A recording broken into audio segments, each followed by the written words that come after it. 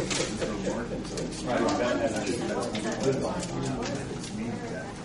that's an entrance and an exit, markings in place there. They need to have some that says that you come in here. When it sticks that way, once that sticks, that needs to tell buses, hey, there's a lot. Yeah, well, there's no arrows that directing either direction from this way you're supposed to go. If you're out of town, you don't know whether it's east or west. Yeah, no, you wouldn't. And you know bus drivers aren't Scott's supporting it.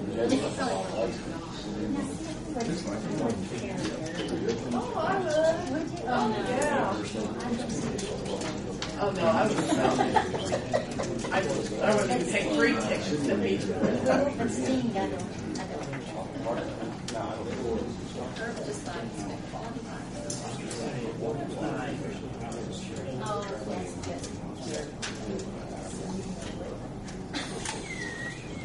I know it because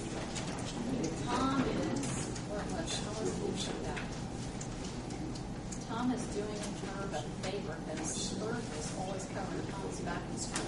Yeah, that's right. That story. I don't remember that. When did that come about? Do you remember when that first happened? Well, we all know that. It's 7:30, so let's go ahead and call the meeting to order. To begin with, I'd like to introduce a new member to the Plan Commission tonight, Kevin Fleetwood. He is Mayor's Gary Herbert's appointment, and we welcome Kevin to the Plan Commission, and know that he's going to have a lot of good input for the Plan Commission. So welcome, Kevin. With that, we have a fairly short agenda, but we'll begin with the first item on the agenda, which is concerning an unsafe building that is owned by Harlan Bailey. We've had some information that Kathy forwarded to all of us about the property. I know that Fire Chief Chastain is here tonight, and he might have some comments about the safety of the property and the building, primarily the garage in the back of the building.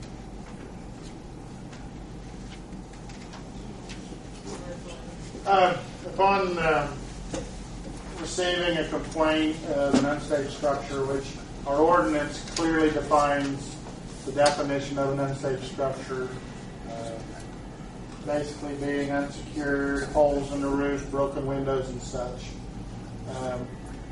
We did go down, assess the building, did take this picture here, and as you can see, to the right, or to the north end of that building, the roof has started to deteriorate. We've tried to work with Mr. Bailey in the past when this hole was smaller, trying to hope that if he corrected it, that we wouldn't get to this point. I have Mr. Bailey has came in, sat out, talked with myself and Mayor Herbert. He's working to try to get a contractor to come in and do some work to it. We explained to him that, ultimately, if he fixes the hole in the roof, that's our biggest concern, and make sure that the building is structurally sound. That's been last Friday. He had named about 3 contractors that he was going to contact. I'm not sure where he's at as far as that goes. But like I say, he did acknowledge the letter that was sent to him.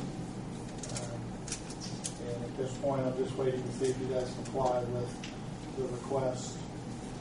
We felt that it was important to go ahead and bring it to you just so you're aware of it, because if there's no compliance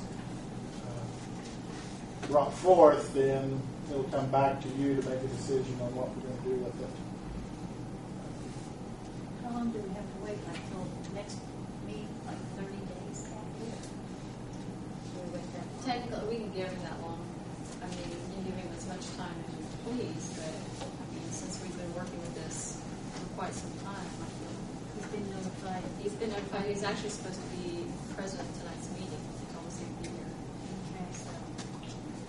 Sean, when the hole was smaller, approximately how long ago was that you talked to him about repairing it?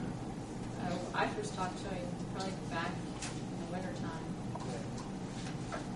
It's been there much longer. We spoke to him last summer about it. Yeah, it was last summer, last fall, sometime in that area. We didn't issue a formal letter though or anything until now. Yeah, we did. we have in the past. So he's had plenty of time to take action to get it repaired. And that's not the only one. My name's Charles Bew. I'm the neighbor here on the property next door to him. And over on the west side there, there's another pretty good sized hole. I was before there today, and he had about 25 5-gallon buckets lined up catching the water. It's been only raining like every day. You see that? It's just a mess. That whole drip boards off this end here, and put plastic or something up in it, put power reduction on it. It's a mess, and all the trash around it. It's a mess. Is that a public alley that goes behind that Yes. garage? Yeah. It does not look satisfactory to me. I mean, I don't know how you could, you said something about repairing the holes in the roof. I don't think you can repair holes in that roof. And you can't put a new roof on it because the structure isn't going to I'm not a sustain structural engineer. I mean, I did go up and sound some of the structural members. Again, I'm not a structural engineer. It didn't fall down on me, so. It would take some significant rehabilitation. It's leaked. Gary and I went, Gary Murray and I went and looked at it. It's leaked to such a point in time, he's got some of the timbers, some of the main timbers are starting to rot on it. And that's happened to, 3 or 4 of the large rafters in a row. They're just about ready to snap off on the, I call it the upper quarter of the one wall. There's actually more than that, Mark. But there's 3 or 4 of them that are really close. Yeah. I mean, I think you could step on them and snap. Has he got stuff inside the building? Yeah, it's chock full. The outside has just about as much as the inside does. It's really nice. So I put up a 6-foot privacy fence so my people wouldn't have to look at the winters. It's his turf. When he has an old 59 Buick sitting there, so he's sitting there. Well, I've owned the house 27 years. He sat there 27 years. He brings clothes and papers and collection of he puts in there. It's the rest of it. At one point, he had a cover, a car cover over the vehicle, but I know sometime last fall he took it off and it's remained off since. So we're here to like rule whether it needs to come down or? Or give him a time frame? Give him a time frame, but make it concrete that we want action taken, say in 30 days. More than just coming in and telling you that he's talking to the contractor. Yeah, because every 30 days you're going to be into the winter before long. And what concerns me, that's a public alley, and I know there's kids probably live in that neighborhood as well. yeah. They ride bicycles.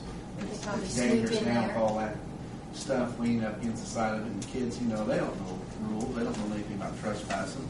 They go and play into that, and that's a hazard. Bruce, if you walk in that overhang, he has this lean-to, I would call it. All those boards are white and moldy and gone. You can't deter that. The whole fork shop on the Yeah. two side. Wouldn't an appropriate recommendation from us be that he either produces a plan for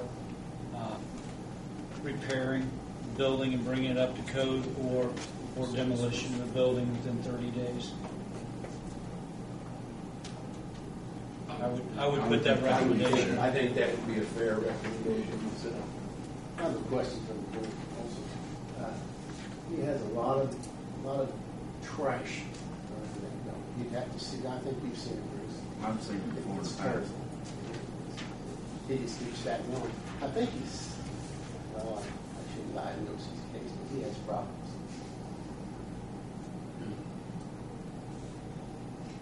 There's probably hazardous stuff somewhere in there also.